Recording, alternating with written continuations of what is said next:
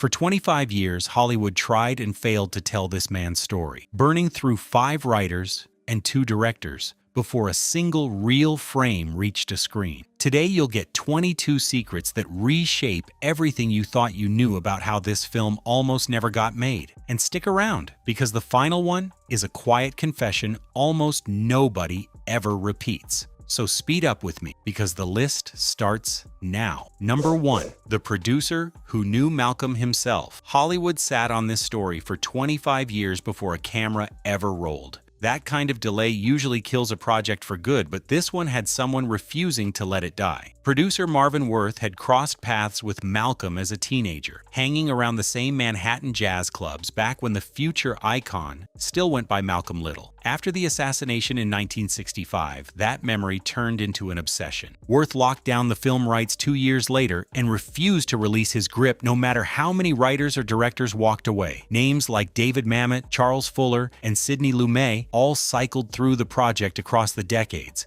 and every one of them eventually drifted off. Worth outlasted them all, holding the door open until November of 1992. Without his stubborn, decades-long grip on those rights, this story might have stayed buried in a vault forever. Number 2. The script that broke James Baldwin. One of the great American writers of his century once said he would rather face physical punishment than repeat this experience. That writer was James Baldwin, and the experience was trying to adapt this story for the screen. Baldwin took the job in the late 1960s over the loud objections of his own family, who suspected exactly what Hollywood would do to him. They were right. Pressure closed in from every direction, a studio wanting something safe and manageable, and factions around Malcolm's legacy, each demanding their own version of the man. Near the end, the studio paired him with a collaborator whose rewrites, in Baldwin's view, drained the meaning out of everything he had written. He salvaged what he could by publishing his draft as a book in 1972. Baldwin died in 1987, 5 years before cameras finally rolled, and his family later asked for his name to be removed from the credits entirely. If you are enjoying this, take 2 seconds and leave a like. Subscribe if you want more videos like this. That support really motivates my work and helps a lot with bringing more content. Number 3.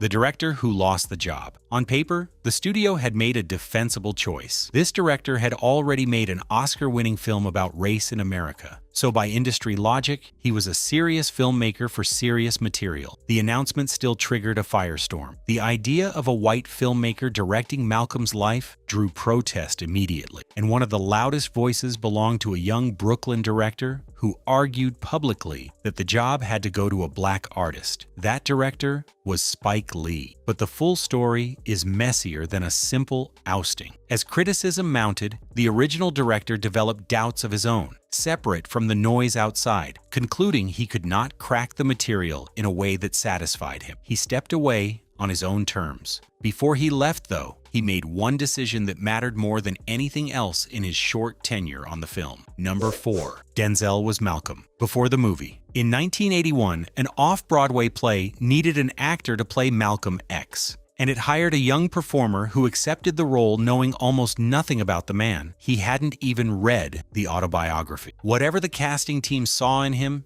it wasn't scholarship. That performer was Denzel Washington, and the gamble paid off in ways nobody in that small production could have predicted. His performance earned a warm review from the New York Times chief theater critic, and word reportedly reached Malcolm's widow, Betty Shabazz, who came to see the young actor playing her late husband. Washington left the run changed. Somewhere in those performances, the role stopped being a job and became an ambition. He made himself a private vow that one day he would play Malcolm X on film. He was in his 20s, with barely a screen credit to his name. 11 years later, he kept that promise. Number 5. Protesters turned on Spike Lee next winning. The job put Spike Lee on the wrong side of a fight he had helped start. The campaign against a white director had succeeded. A black filmmaker now held the reins, and still the objections kept coming. This time from black nationalists, organizing under poet Amiri Baraka, and a group calling itself the Coalition, to preserve Malcolm's legacy. One Harlem rally reportedly drew more than 200 people, with organizers vowing they wouldn't let Malcolm's life be softened for comfortable audiences.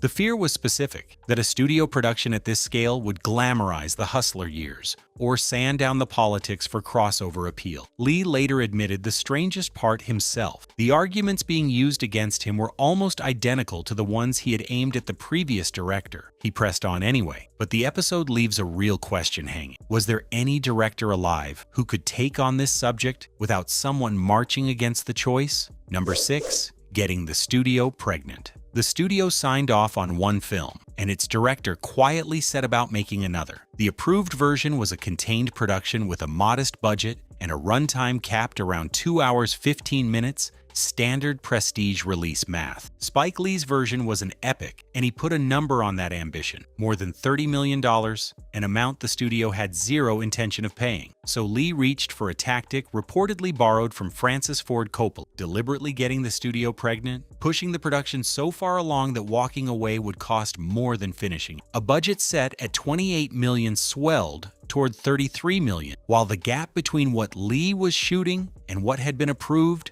widened with every reel. He backed the gamble with his own money too, pouring $2 million of his $3 million salary back into the shoot just to keep it moving. The bill for that bet hadn't arrived yet. It was coming. Number 7. Cameos hidden in plain sight. Several faces in this film belong to people who had actually lived the history it retells. Black Panther Party co-founder Bobby Seale and civil rights figure Al Sharpton both appear as street preachers working the Harlem crowds, the way real orators once did. Director John Sayles turns up as an FBI wiretap agent, and a young Michael Imperioli plays a reporter years before a certain mob drama made his face famous worldwide. Casting choices like these gave the film a documentary texture no amount of production design could buy, because when the crowd scenes needed conviction, some of the people standing in them had marched in the actual movement. The sharpest choice of all sat on the bench. William Kunstler, the most famous radical defense attorney in America, a man who spent his career defending activists in courtrooms just like this one, plays the judge who sentences Malcolm to prison. A piece of casting almost too on the nose to be real. Number 8. Rewriting the murder with new facts. For decades, every draft of this screenplay stepped carefully around the most painful chapter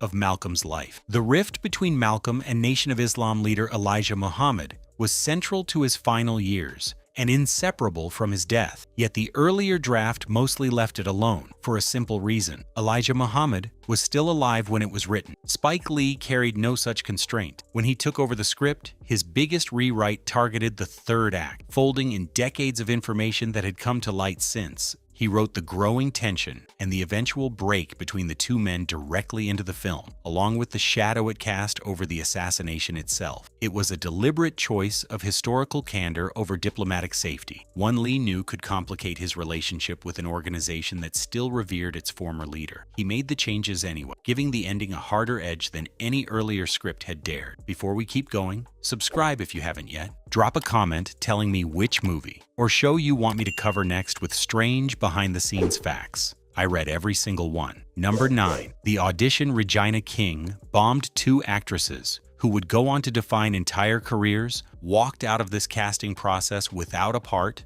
and both have been unusually open about how it went. Regina King has said she gave the worst audition of her career trying to land a role in this film, and by her own account, that performance is exactly what cost her the part. An audition can collapse for 100 reasons, but King has never dressed hers up as bad luck. In her telling, the failure was entirely hers. Coming from an actress with her track record, that admission says a lot about how much this project meant to the people chasing it. Tracee Ellis Ross also auditioned unsuccessfully, but her experience carried an unexpected charge, pushing her towards studying theater at Brown University soon after. The irony aged well for both women. King eventually won her own Oscar in 2019, a trophy this film's leading man would famously be denied. Number 10. A full year of living like Malcolm. Each morning before shooting began, Denzel Washington reportedly knelt in his trailer and prayed to be filled with Malcolm's spirit, the last ritual in a preparation that had already consumed 12 months of his life. Before a single scene was filmed, the actor had gone further into a role than almost anyone in Hollywood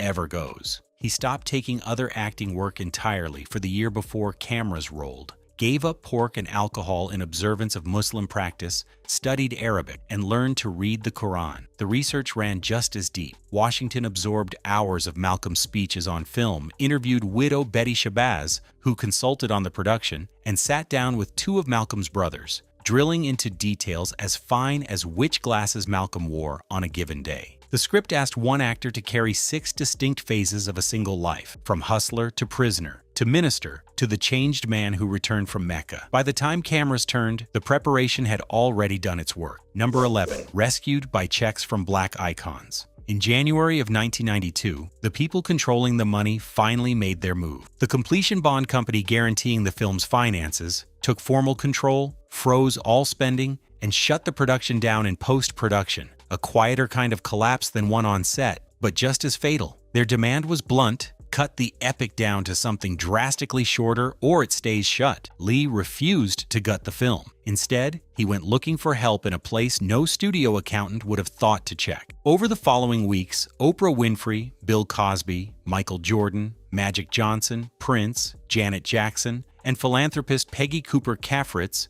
reportedly put up their own money to finish the film. Their checks restarted editing rooms the Bond company had locked, gifts of preservation nobody expected a financial return from. The studio only came back to the table after a strong test screening proved the long version worked for a paying audience. Number 12. Pryor and Murphy almost made the cut. Alex Haley co-wrote the autobiography this film is built on, yet he appears nowhere in the finished picture, a quiet clue to how differently this project once looked. Trace the missing character back through the decades of development, and a whole alternate version of this movie comes into view, cast with faces nobody associates with it today. Richard Pryor was reportedly attached to star during an earlier stretch of development, casting that would have produced an entirely different film. Later, when a different director held the chair, he reportedly offered Eddie Murphy the role of Alex Haley, the biographer whose interviews framed the original book. Neither version survived. The Haley character was eventually dropped altogether, which is why the man who shaped the source material never appears on screen, and the roles imagined for two of the biggest comedy stars in America disappeared, along with the drafts that contained them, leaving one of Hollywood's great unanswered what-ifs.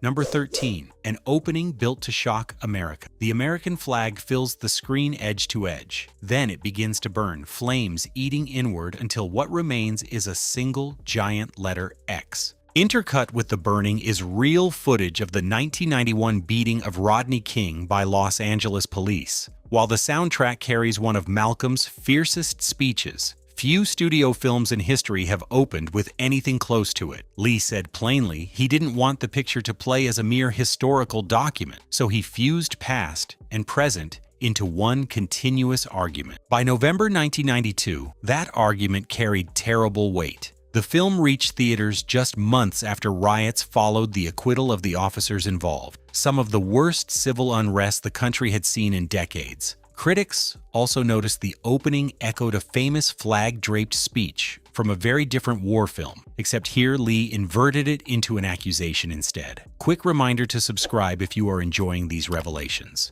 And tell me in the comments, do you know any strange fact about this movie that I didn't mention? Let's build the list together. Number 14. A future star sat in the classroom. One of the children in the film's final classroom scene was the leading man's own son. 8-year-old John David Washington appears as a Harlem elementary school student in the closing sequence, one small face among children declaring themselves part of Malcolm's legacy, and it was the boy's first time on screen. On set it read as a simple family keepsake, a father letting his son stand inside the most important film of his career, made on a production that marked only the second of 4 collaborations between Spike Lee and the elder Washington. Time turned that keepsake into foreshadowing nobody could have spotted until decades passed. That 8-year-old grew up to lead Spike Lee's BlacKkKlansman in 2018, working for the same director his father had served a generation earlier, this time with his own name above the title. The circle took 26 years to close,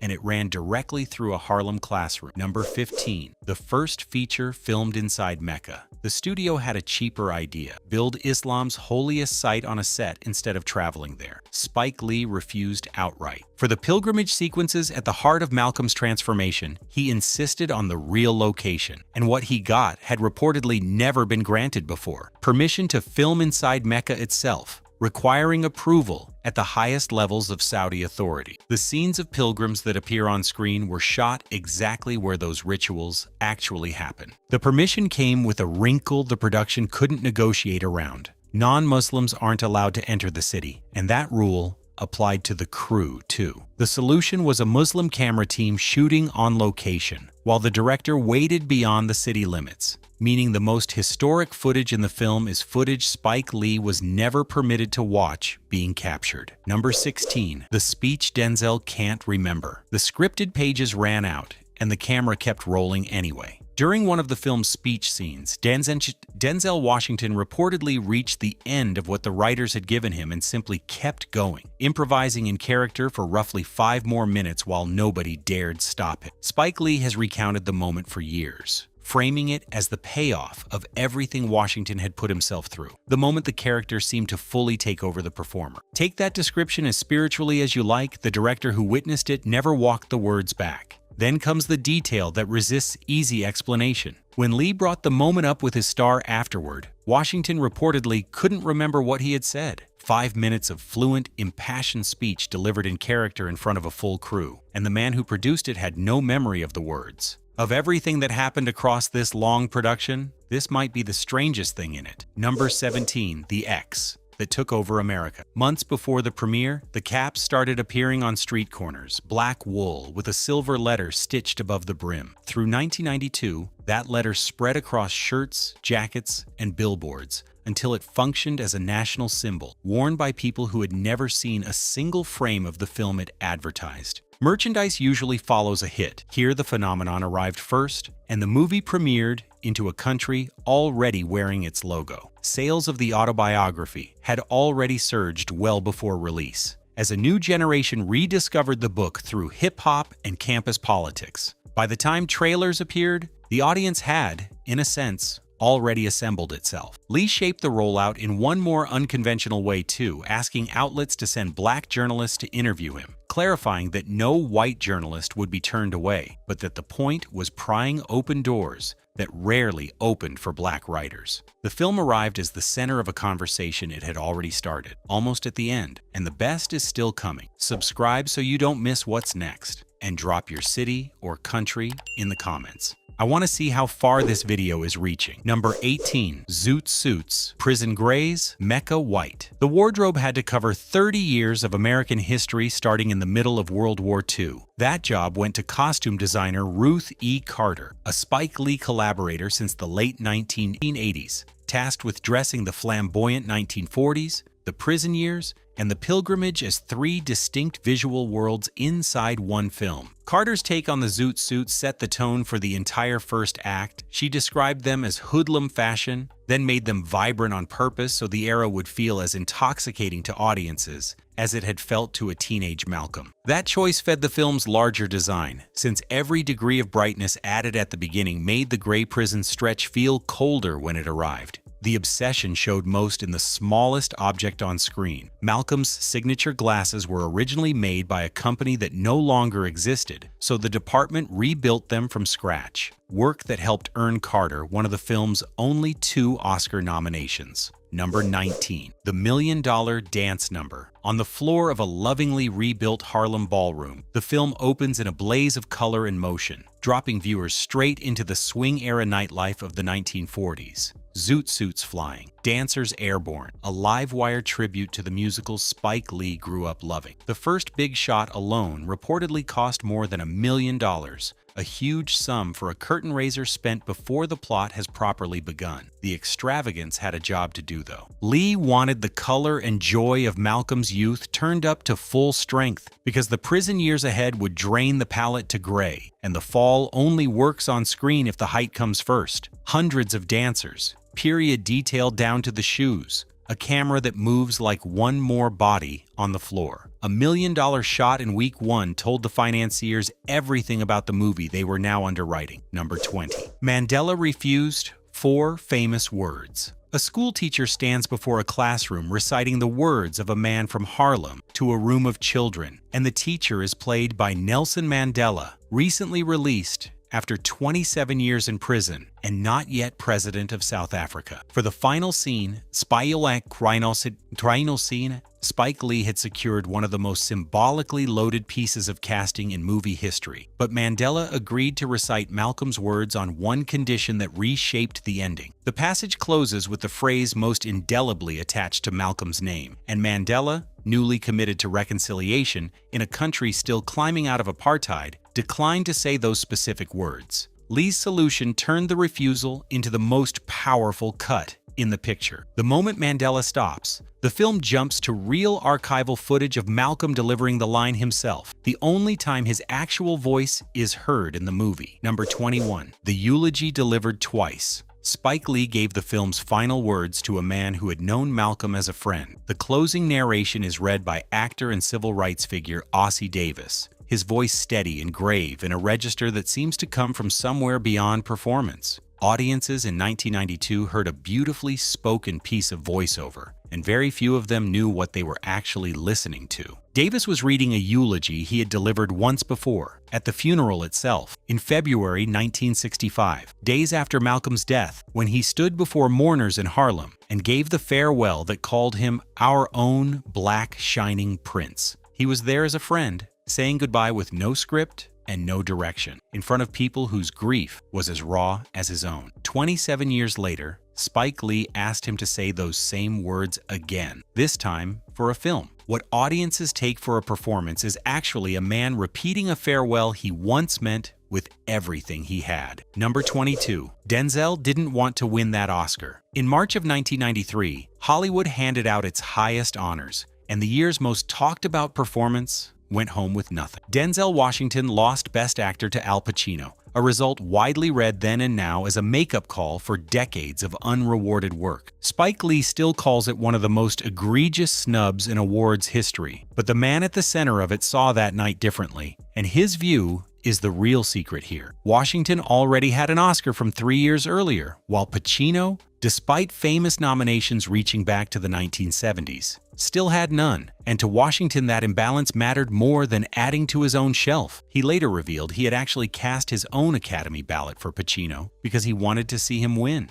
"I didn't want to win that time," he said years afterward. "I would have felt badly. It was Pacino's time." The film, once shut down by its own financiers, now sits preserved in the National Film Registry, finished the same way its subject lived, by any means necessary. And those were 22 strange facts about Malcolm X. This film matters more than most people realize, because it wasn't just a biopic, it was a decades-long battle to tell one man's truth without softening it for comfort. If you made it this far, leave a like, subscribe, and comment which fact surprised you the most. And don't forget to suggest another movie that deserves a list of strange facts. See you in the next video.